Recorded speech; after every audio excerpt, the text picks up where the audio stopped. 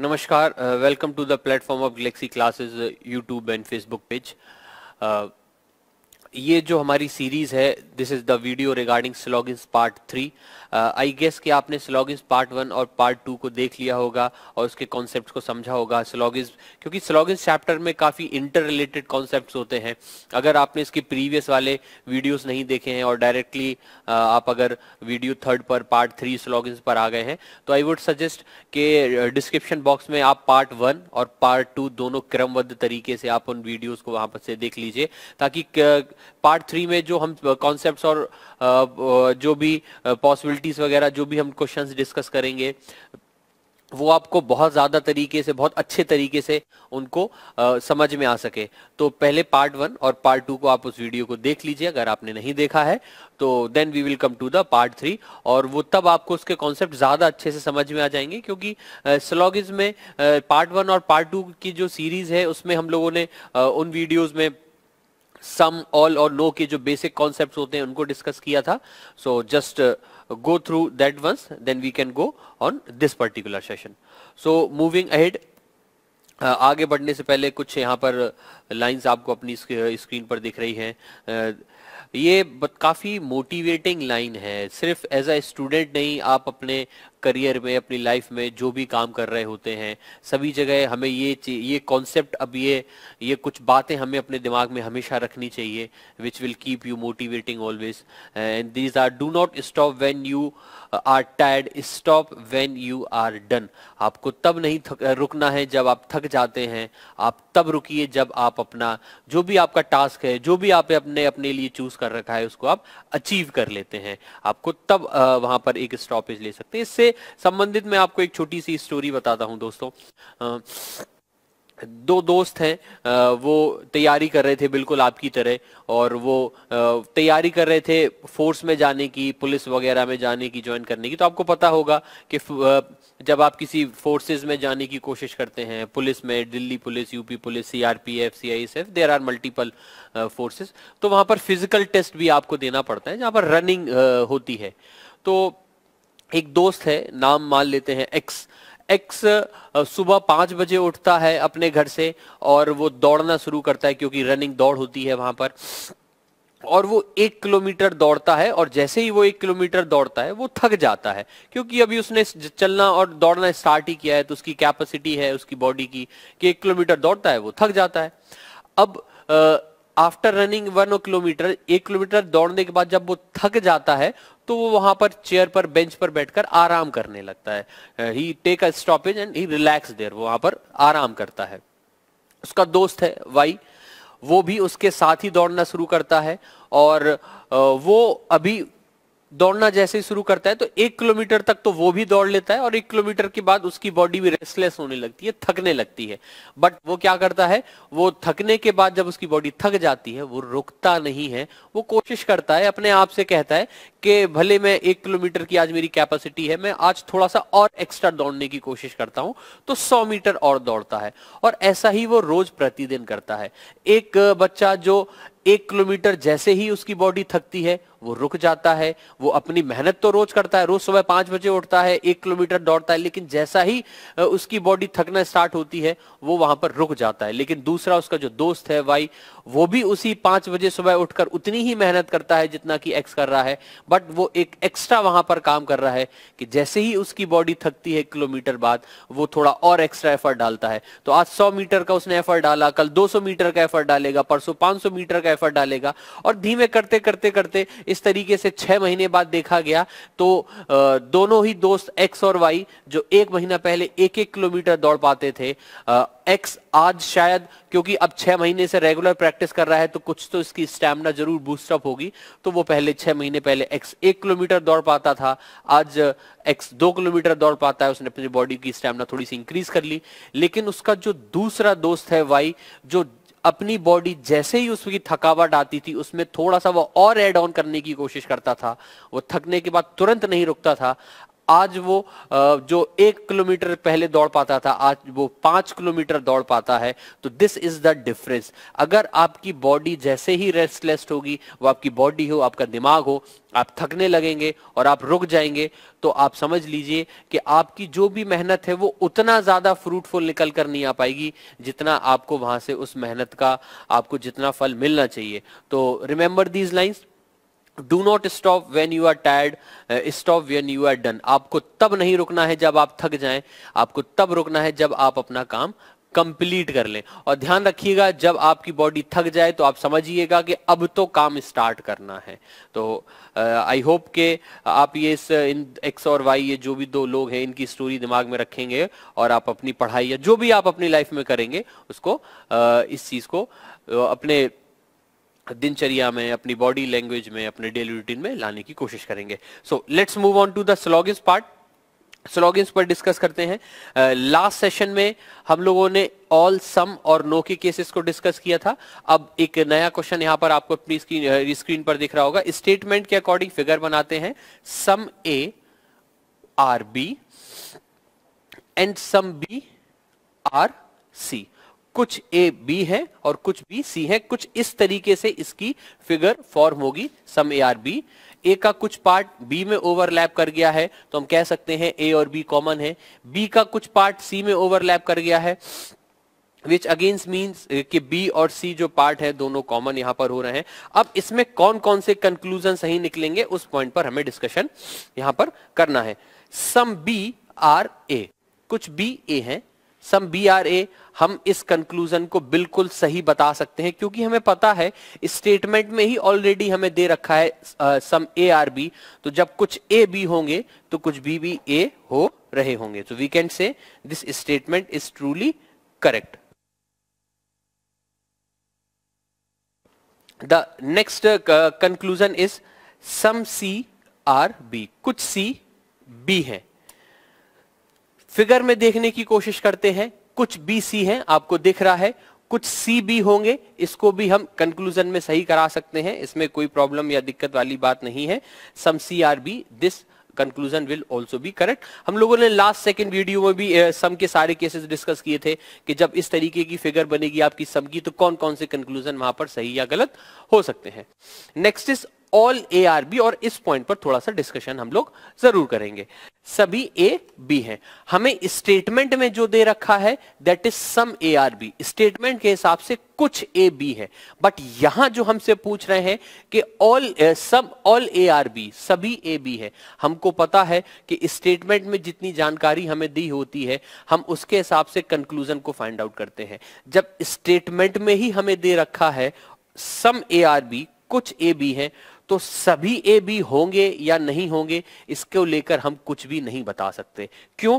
क्योंकि ए और बी को से संबंधित हमें कुछ के बारे में बताया गया है कि ए का कुछ हिस्सा बी है, पूरा ए क्या है ऐसी कोई भी इंफॉर्मेशन हमें नहीं दी है। विच मीन्स इंफॉर्मेशन नहीं दिए जाने का मतलब वो केस डाउटफुल बन जाता है, अननोन बन जाता है।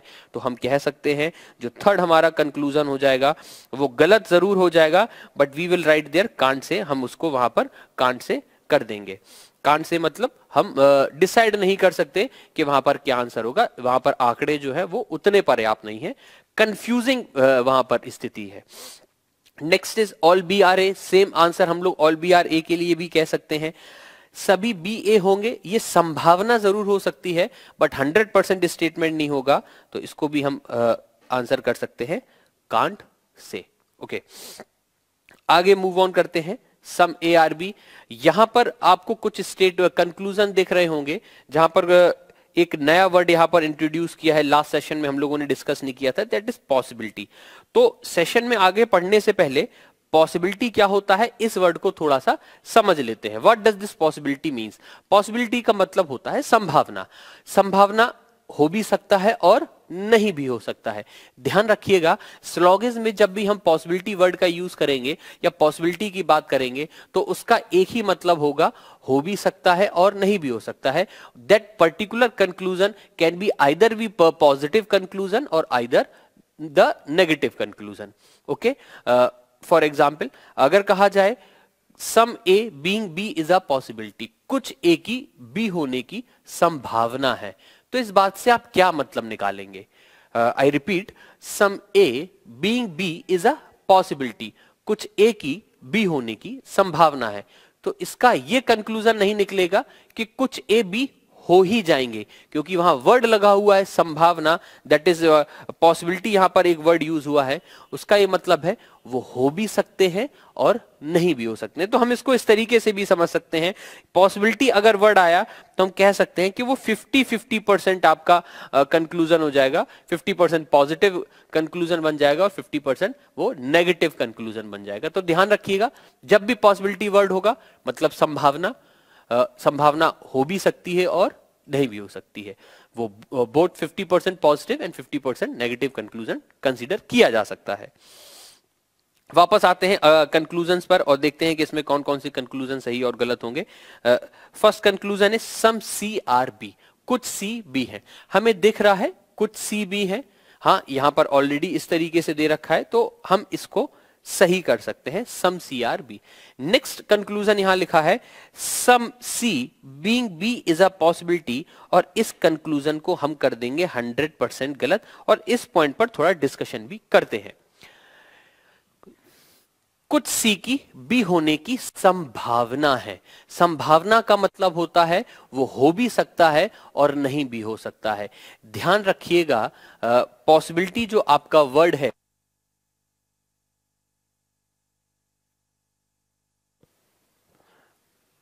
ध्यान रखिएगा पॉसिबिलिटी जो आपका वर्ड है जिसको आप संभावना यहां पर बोल रहे हैं, संभावना से हम कंसीडर कर रहे हैं, स्टेटमेंट में हमें लिखा है कुछ सी की बी होने की संभावना है, तो ये गलत हो जाएगा क्योंकि इस बात की कोई संभावना नहीं है कि कुछ सी बी हो जाएंगे, वो तो ऑलरेडी कुछ सी बी है। तो हम इसको इस तरीके से भी समझ सकते हैं, अगर आपके सामने कोई ऐसा कंक्लूजन आया पॉसिबिलिटी के साथ जो पहले से ही सही हो, तो वो पॉसिबिलिटी के साथ गलत हो जाएगा, क्योंकि इस बात की कोई संभावना नहीं रह जाती है कि कुछ सी बी हो। हमें पता है पॉसिबिलिटी या संभावना का मतलब होता है कि कुछ सी बी हो भी सकते हैं और कुछ सी बी नहीं भी हो सकते हैं। और हमें स्टेटमेंट में ऑलरेडी के भी ये मेंशन है कि सम सी आर बी, तो इस बात की संभावना कैसे आई, इसको इस तरीके से समझिए। आपका जो भी नाम है, मान लेते हैं आपका कोई मित्र है, उसका नाम अमित है, या इस तरीके से समझ लेते हैं एक कोई कैंडिडेट है, एक आपका मित्र है जिसका नाम, एक कोई एक्स बच्चा आपके सामने बैठा है, इसका नाम हमको नहीं पता, हमें नहीं पता ये एक्स का नाम क्या है। तो अब अगर मैं आपसे कहूं इस एक्स का नाम सुमित होने की संभावना है, तो आप क्या कहेंगे, किस तरीके से समझेंगे? शब्दों पर गौर करते हैं। ये जो व्यक्ति एक्स है इसका नाम सुमित होने की संभावना है, तो संभावना का यहां पर मतलब है, पॉसिबिलिटी का यहां पर मतलब है कि वो सुमित हो भी सकता है और ऐसी भी संभव है कि वो सुमित ना हो। क्यों? हमें नहीं पता एक्स कौन है, तो हम श्योर तो नहीं कह सकते कि वो सुमित ही होगा उसका नाम, हम ये भी नहीं कह सकते कि उसका नाम सुमित नहीं होगा। तो आपसे कोई ये व्यक्ति एक बात बोल रहा है कि इस व्यक्ति का नाम सुमित होने की संभावना है, तो आप बोलेंगे हां हो सकता है, ये लाइन सही है। ये पॉसिबिलिटी वर्ड लगाने के साथ आप उसका नाम सुमित कंफर्म भी नहीं कर रहे हैं, बट आप डिनाई भी नहीं कर सकते। बट अब फॉर एग्जाम्पल हमें पता चल गया कि इस जो एक्स है इसका नाम सुमित नहीं, इसका नाम मोहित है, ये हमें कंफर्म हो गया, किसी ने बता दिया या हमने उसके एक्स के आधार कार्ड में देख लिया कि उसका नाम मोहित है। और अब आपसे सामने से कोई व्यक्ति आकर बोले कि ये जो व्यक्ति एक्स है इसका नाम मोहित होने की संभावना है, और जबकि आपने उसका नाम पहले से समझ रखा है, तो आप उससे बोलेंगे कि अब इस व्यक्ति का नाम मोहित होने की संभावना नहीं है, ये तो ऑलरेडी मोहित है, तो अब संभावना की क्या जरूरत है? यहां पर संभावना काम नहीं करेगी या पॉसिबिलिटी काम नहीं करेगी। हम इसको इस तरीके से समझेंगे, जो कंक्लूजन ऑलरेडी 100% श्योर हो वहां पॉसिबिलिटी काम नहीं करती। संभावनाओं का प्रयोग, पॉसिबिलिटीज का प्रयोग हम वहां ही करते हैं जहां केस डाउटफुल होता है। फॉर एग्जाम्पल जो आप बैठे हैं, आपका जो भी नाम है, अगर आपके नाम की, जैसे मान लेते हैं आपका नाम, आप ही का नाम मोहित है, और मैं आपसे कहूं आपका नाम मोहित होने की संभावना है, there is a possibility that your name would be Mohit, तो आप वापस में कहोगे सर इस बात की कोई पॉसिबिलिटी नहीं है कि मेरा नाम मोहित है, मेरा नाम ऑलरेडी मोहित है, तो संभावना वर्ड का क्यों यूज करना? क्योंकि जैसे ही आप वहां पर संभावना वर्ड का यूज करेंगे वहां से दो मतलब निकलेंगे। एक कि आपका नाम मोहित हो भी सकता है, और 50% संभावना इस बात की भी है कि आपका नाम मोहित ना हो। जबकि आपका नाम ऑलरेडी मोहित है तो हम संभावना वर्ड यूज नहीं करेंगे। तो आई गेस के इस पॉइंट को आप हमेशा याद रखेंगे। अगर कोई केस ऑलरेडी सही है, अगर कोई कंक्लूजन पहले से ही 100% श्योर है, तो वहां पॉसिबिलिटी गलत हो जाएगी। पॉसिबिलिटी सिर्फ वही सही होती है जिन केसों पर ऐसी परिस्थिति में ही पॉसिबिलिटी सही होती है जो केस डाउटफुल होते हैं। या मैं आपको एक तरीका और बता सकता हूं एग्जामिनेशन में, जैसे कि सेकंड कंक्लूजन में लिखा है some C being B is a possibility. आप इसको इस तरीके से समझिए कि अगर ये सेकंड कंक्लूजन बिना पॉसिबिलिटी के आता तो क्या आंसर देते। हालांकि पहले में वो लिखा भी हुआ है। जो सेकंड वाला कंक्लूजन है, अगर ये बिना पॉसिबिलिटी के आता तो आप क्या आंसर देते? तो आपके मन से आंसर आएगा कि सम सीआरबी ये तो सही है। तो याद रखिएगा कि अगर कोई कंक्लूजन बिना पॉसिबिलिटी के ही 100% सही है तो पॉसिबिलिटी में उसको हम गलत कर देंगे, क्योंकि जहां श्योरिटी होती है वहां पॉसिबिलिटी की कोई गुंजाइश नहीं बनेगी। नेक्स्ट थर्ड कंक्लूजन पर मूव ऑन करते हैं। All C being B is a possibility, सभी सी की बी होने की संभावना है।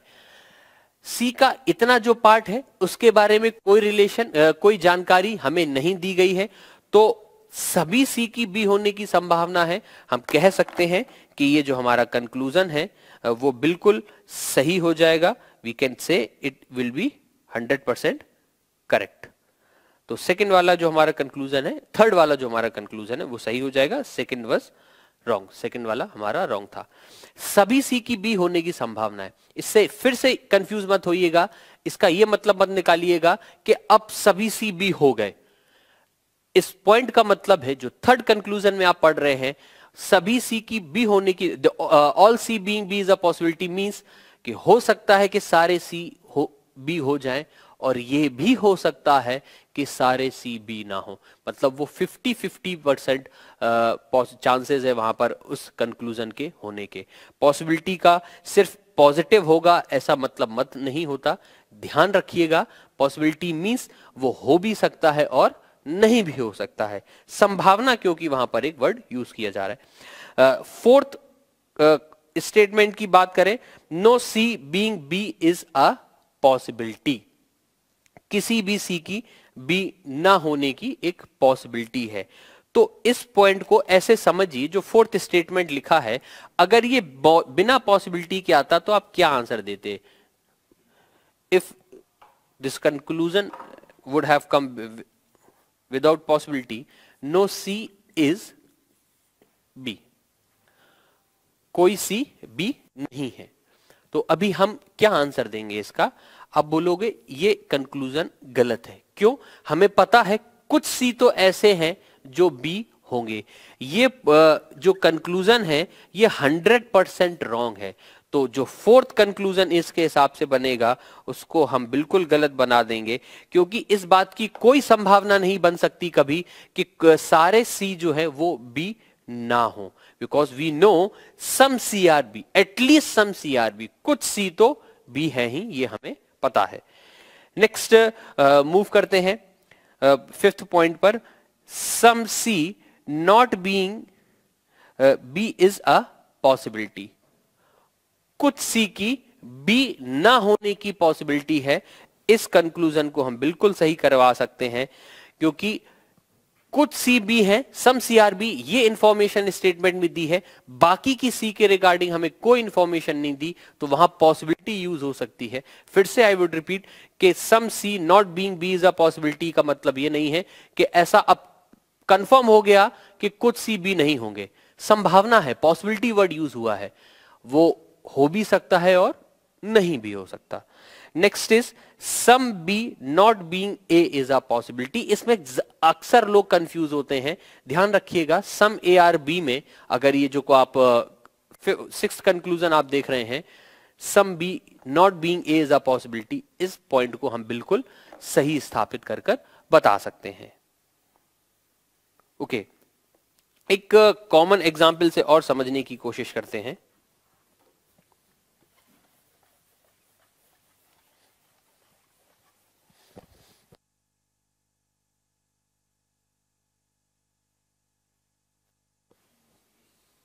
Some MP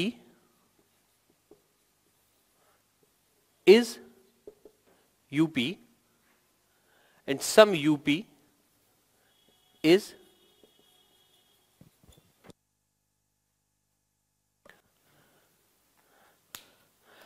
कुछ MP यूपी है और कुछ यूपी दिल्ली है, ऐसा इसमें लिखा हुआ है। ये स्टेटमेंट है जिसके बेसिस पर हमने ये फिगर ड्रॉ कर ली।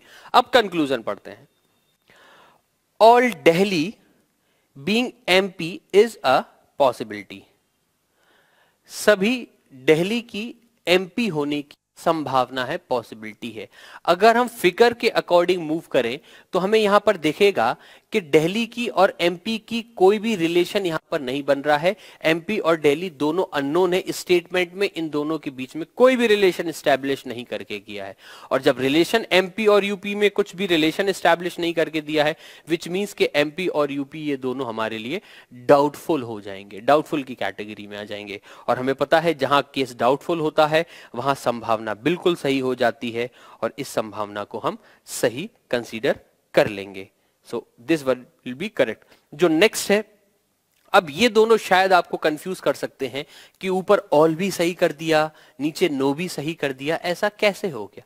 तो ध्यान रखिएगा, MP का और दिल्ली का कोई भी आपस में रिलेशन एस्टैब्लिश करके स्टेटमेंट में नहीं दिया है। इस स्टेटमेंट में दिल्ली और MP की कोई भी जानकारी हमें नहीं दी गई है। जब MP और दिल्ली के बारे में कोई भी जानकारी नहीं दी गई तो MP और दिल्ली को लेकर कुछ भी संभावनाएं बन सकती है, क्योंकि उसको लेकर हमारे पास जो केस है वो डाउटफुल है, अननोन है। ओके, तो MP और दिल्ली को लेकर यहां पर कोई भी पॉइंट नहीं बनेगा, क्योंकि MP और दिल्ली को लेकर कोई भी यहां पर रिलेशन स्टेटमेंट में नहीं दिया है, तो वो वहां पर कंफ्यूजन हो जाएगा। हम कह सकते हैं कि MP और दिल्ली में आप कोई भी संभावना लगा दोगे पॉसिबिलिटी के साथ सही हो जाएगा, क्योंकि वो केस डाउटफुल है। MP और दिल्ली को लेकर कुछ भी इस्टेब्लिश नहीं किया गया है। अगर इसमें इस एक कंक्लूजन अगर बना दिया जाए, सम MP being Delhi is a possibility, कुछ MP की दिल्ली होने की पॉसिबिलिटी है, संभावना है, तो इस कंक्लूजन को भी आप सही कह सकते हो। क्योंकि जब हमने all MP being Delhi is a possibility, सभी मध्य प्रदेश दिल्ली होने की संभावना है, ये सही कर दिया, तो कुछ मध्य प्रदेश दिल्ली होने की संभावना ये भी सही हो ही जाएंगे। सो दैट्स इट फॉर ये पार्ट 3 के सेशन में हमने सम को और पॉसिबिलिटीज को समझा कि सम के केस में कौन कौन सी पॉसिबिलिटीज किस तरीके से सही होगी, पॉसिबिलिटीज क्या होती। सेशन 4 में हम ऑल के केसेस को समझेंगे कि जो ऑल की हमारी फिगर होती है उसमें पॉसिबिलिटी किस तरीके से सही या गलत होती है। सो आई वुड सजेस्ट कि सेशन 3 के बाद आप सेशन 4 जरूर देखिएगा to understand the logic of this particular chapter जो इसके बाद आने वाले हैं।